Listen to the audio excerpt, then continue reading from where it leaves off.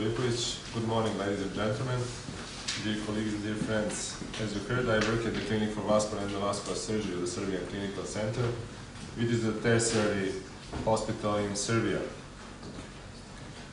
My topic is not related exactly to the topic of the meeting, but I think it would be interesting that all of us discuss some other points how biomedical engineers and doctors can collaborate. As you probably know, abdominal aorta is the main blood vessel in the human body, and it provides blood perfusion of the brain, upper and lower extremities, visceral, kidneys, and spinal cord. Aortic diseases are affecting all these organs, and this is why this aorta is very important. The most frequent aortic pathology is aneurysm. Aneurysm is focal widening of the blood vessel, in this case aorta. It can happen anywhere during the whole path of aorta, but the most frequent localization of the aneurysm is in the infrarenal part of the aorta, below the renal arteries. In that case, we call it abdominal aortic aneurysm, or AAA. It is encountered in male, mostly, 65 to 75 years old, in smokers, in patients with chronic obstructive pulmonary disease, and in patients with hypertension. It is usually asymptomatic, it's hidden out of sight, it's difficult to find it, but sometimes it is obvious that there is an aneurysm. Somehow, even in these cases, patients come very late. They think it's a heart or something else. It is not possible to treat this disease with medication, so preventive surgical procedure is the only option.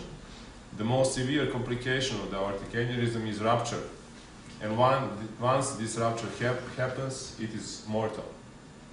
There are more than 15,000 deaths in the USA annually secondary due to the rupture of the aortic aneurysm.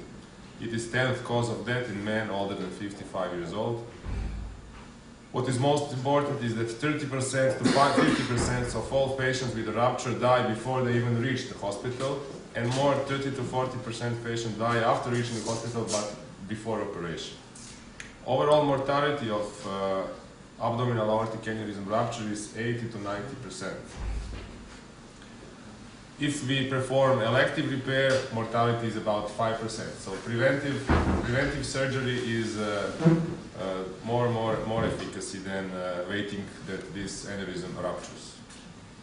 If you see this slide, you can see this, that nowadays we have 75% of patients treated before rupture and 25% treated after rupture. So what we are now trying to focus, not only in Serbia but in the whole world, is to discover all these patients and treat them before they rupture. If you see this graph, you can see that if we leave patients with aortic aneurysm and not being treated, it will rupture eventually, very soon.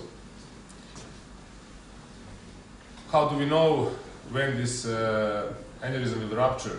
Well, according to the Laplace law, we are focusing on the diameter of the aneurysm, and we think that diameter is the main, we thought that the diameter is the main parameter influencing the rupture.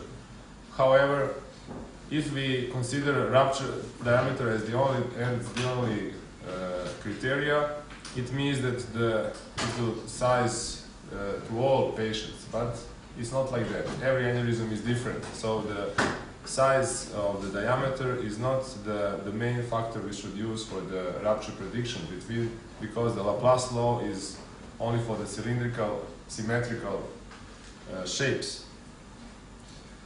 If you see this slide, it is showing that also there are patients with a small aneurysm that gets ruptured.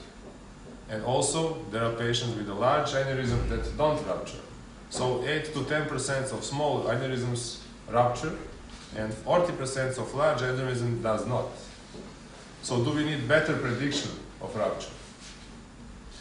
Why do we need? Because when we have a patient in our office and we need to decide whether to operate him or not, this is a very difficult decision. So why is it difficult? Because the surgical risk is also 5%, which is not so low. So what we do is we see the rupture risk and the operative risk. Operative risk is already defined. It is related to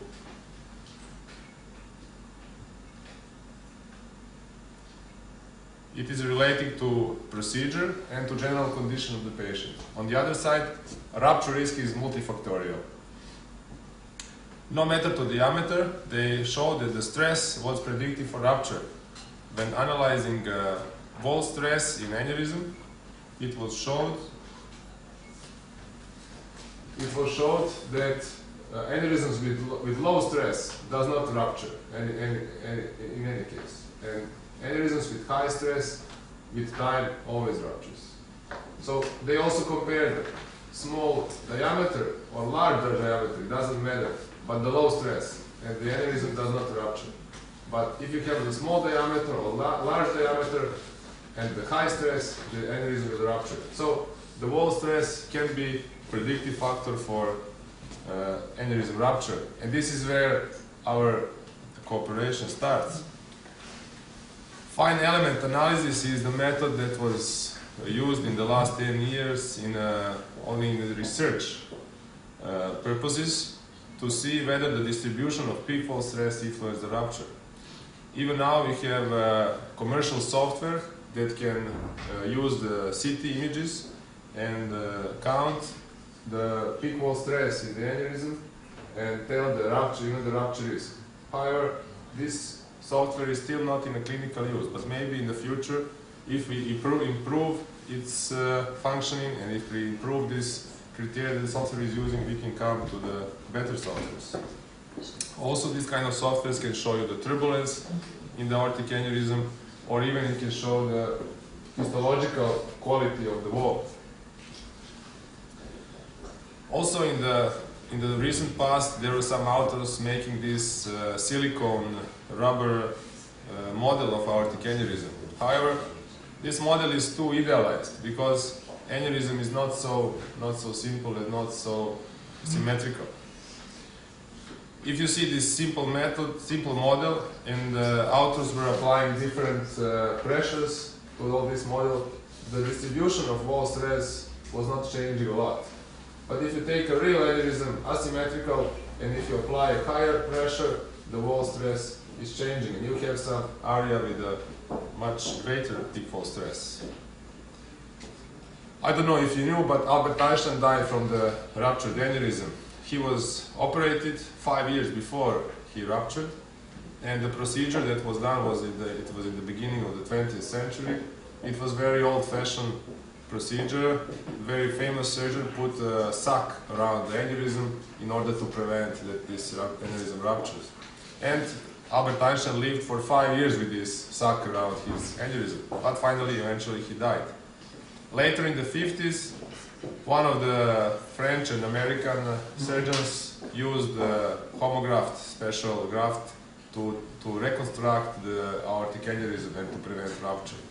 Also, DeBakey and Cooley did this later in the 60s and 70s, and my predecessors in my clinic cooperated with DeBakey, and we started this surgery in the 60s. What does it mean, aortic surgery? It means to come to the aortic aneurysm that can be very big, as you can see, and to open it, to extract all the thrombus inside, and to reconstruct it with a special synthetic graft. On the other side, in the late decades, in the last 20 years, we have special synthetic grafts that have stents inside, like this one. It has a nitinol armature and it has a covered material. So we can put it inside the aneurysm sac without opening it. Also, for the aortic aneurysm, in the infrarenal part, through the wires, we can pass and come into the infrarenal part of the aneurysm and put this graft. And with this technique, we can also prevent rupture. This procedure was performed in 1991, and then in the last 20 years it is evolving. It is less invasive, lower mortality, it has lower morbidity, less blood loss, and it's shorter hospital stay because we don't need to open the abdomen, we just come from the groin. On the other side, this procedure has a higher rate of late complications, and it does not influence so much quality of life, and the question is really cost effective. We can improve this because we can lower down the complication rate. These stent grafts that are used to treat aortic aneurysm has to be fixed in the healthy part of the aorta. in the proximal, up from the aneurysm, and the distal, below the aneurysm. So these forces are very important for the future of this operation. As you can see in this picture, this graft is not standing very straight and very nice, so it is obvious that the first procedure was not ideal. Later, we found this kind of complication. Due to displacement forces in this area, this stent graft collapsed because it was not positioned very nicely here in this area. Also, we can sometimes encounter destruction between the models of the stent graft. Together, Professor Filipovic and our institution, we made some studies together. We were counting the wall stress and the shear stress in the aortic aneurysm and the displacement forces, and we come to some conclusions that can be very useful for my clinical practice. Also, we are not the only one. There are some other authors that are counting the blood flow in the aortic aneurysm before and after stenting. What was also done by Professor Filipovic, he was counting the shear stress before stenting and after stenting. These kind of studies that were counting the displacement forces that are acting on the stent graft came that this manufacturer made a new graft that has the biggest displacement force, the greatest displacement force here in the bifurcation, and not here where it is in the other stent graft. So the possibility that this stent graft goes down are lower now because the stent graft is fixed here. What are we also using in our clinical practice is that we have to plan this kind of procedure. So we need to measure all these diameters of the aneurysm, and we need to measure the distance between them. And only with this we can plan exactly and accurately the procedure, and we can prevent the complications. So it is easy to count all these diameters when the aneurysm is simple, but when you have a complicated anatomy, it's not so easy. So this is why we use special software that was dedicated to measure very accurately the diameters and the length of the aortic aneurysm.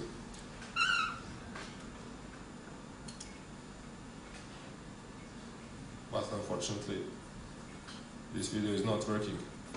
So this software is making a model of the specific patient that you enter with a CT, and it helps clinician to make a center line through the complicated anatomy, and then to make exactly I will try to show you the movie.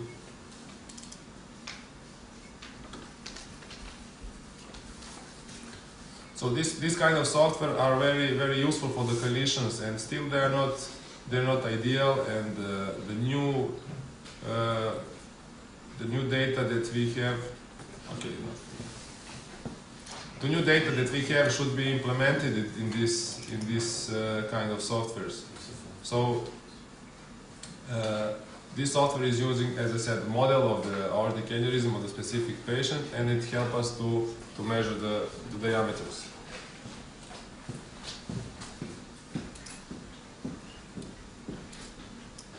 Actually, this movie should be the last thing that I wanted to show you in my presentation.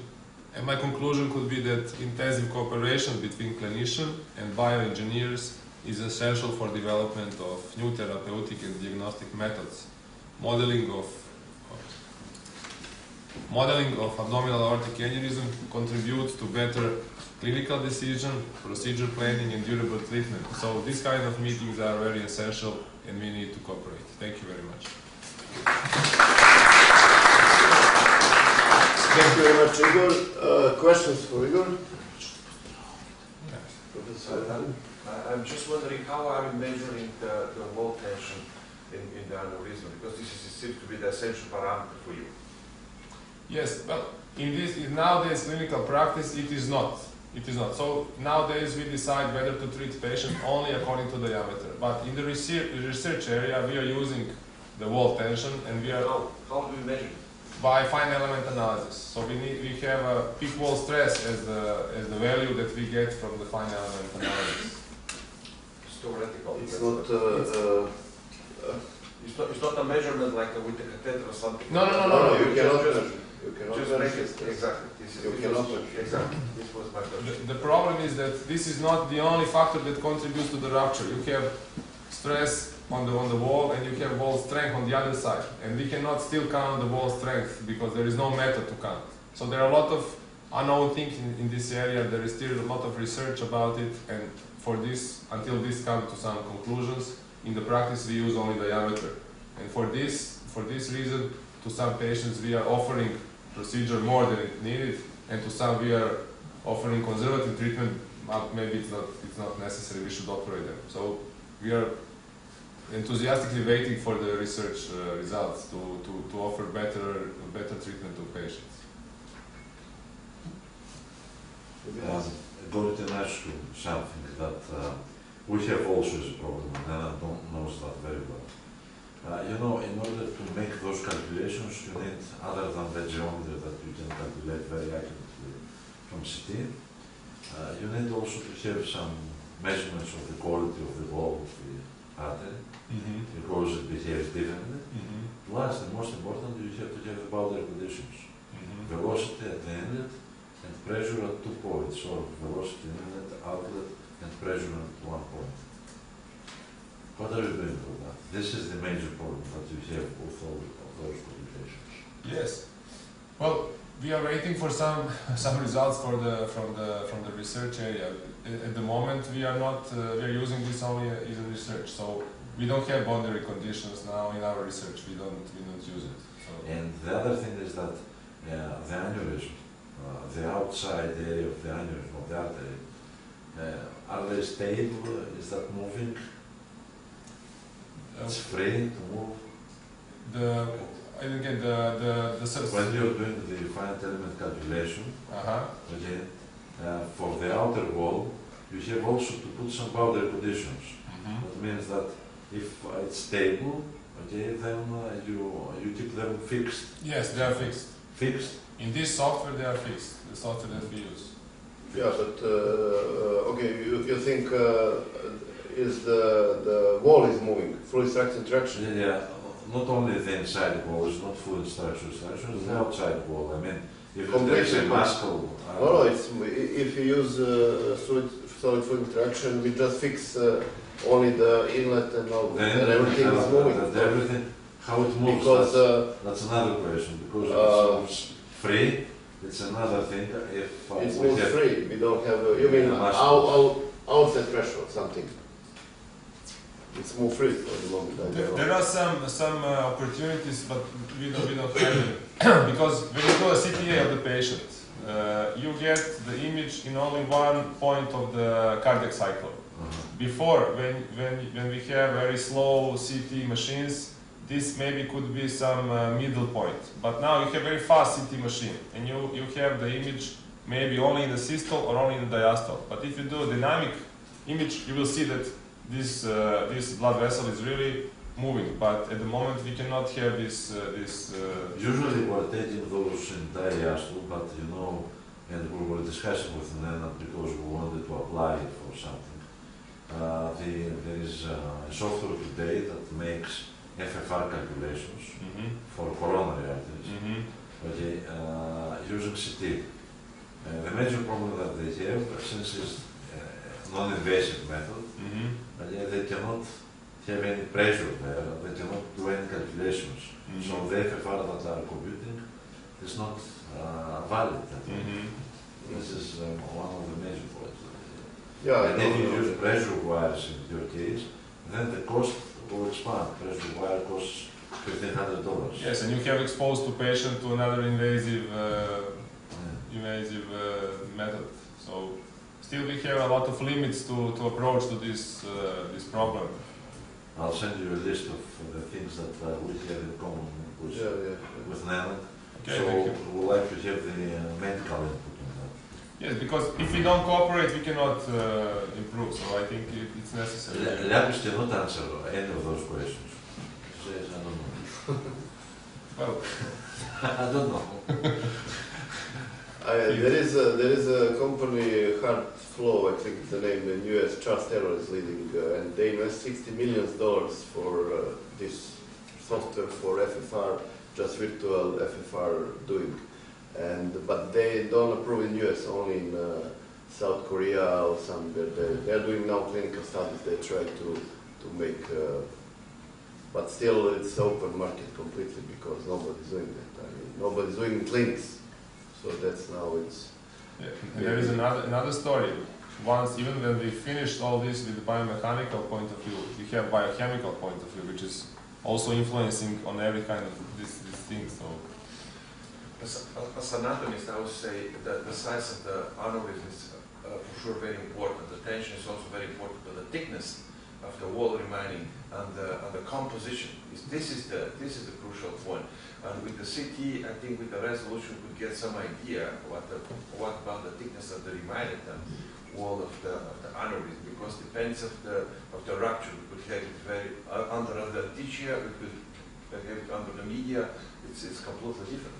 Yes, there is the thickness of the wall is important, but also the calcification. So there are some studies, but one study showed that calcification of the wall is important. On the other side, the other side is showed not. But there are what is very interesting is the studies of the peak wall stress show that in the majority of aneurysm, peak wall stress is in the posterior left or right wall of the aneurysm, always at the posterior wall, or in the significant number of aneurysm, it was in the posterior wall. The other studies that were showing the site of the aneurysm rupture showed that the majority of rupture were at the posterior wall. So there is a correlation, clinical correlation with the peak wall stress, but still it's not enough. You need more. Well, then from CT, the only thing that you can get about the wall is the calcium. I don't think so. There should be more because you have also the contrast agent to put inside. Yeah, you can get the geometry, the calcium, and non-calcified regions. Yes, it's there. Am I right? Mainly, yes. Actually, the CT is mostly shown in. Calcium is mostly shown in CT. And if you combine it with the ultrasound? IVUS, everything. In IVUS, everything, yes, but IVUS, it's not available everywhere. But the problem with the wall in the aneurysm in the CT is that you have a thrombus in the aneurysm. So it's difficult to differentiate thrombus from the normal wall. If you have calcification, it's easy, but if you have normal wall and thrombus, it's difficult to calculate. This software that we are using has inside like a program to differentiate the thickness of the wall. But I think it's not good. So I don't use it in my research. I don't use this process. With OCT also, you cannot see very well the plaque. Only calcium is there. And then it's difficult also because it's the aorta, you have very big walls. Yes. It's difficult to see. With IVUS you can see all the plaques, but then you have to reconstruct it. And to reconstruct it, you have to use the center line of the CT, reconstruction, and you don't know where you have to put its of the frames because you have to rotate. Yeah. Then it's very difficult because it rotates on IVUS rotates inside. Plus you have to have an IVUS which is ECG gated. Yes. It is a diastole. And you expose patient to invasive procedure. Okay, just a short comment. So Igor is from clinical side, and Professor Davidovic and his group is very famous in Serbia. It's actually, I think, the biggest clinics in Balkan.